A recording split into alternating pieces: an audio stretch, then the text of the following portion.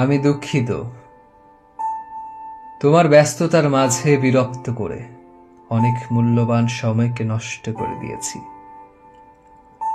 ভেবেছিলাম বিকেলের অবসরে তুমি বসে আছো সবুজ বনানী ধারে এক মুঠো কাশ ফুল হাতে নিয়ে, তাই তোমার সামনে এসে দাঁড়িয়েছি বিকেলে নদীর নাপে।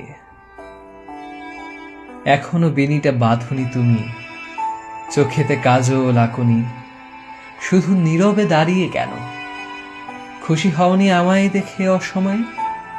ঠিক আছে, চলেই যাব দূরে, বহু দূরে কোথাও। আমি তো ভিন্ন মানুষ, মেশে না তোমার সাথে। অনেকে চোখের কাটা, ইঁদুর কপালে আমার। আমি চললাম অসীমের কল্পনা থেকে শত যোজন দূরে। একবার শুধু ফিরে তাকাও।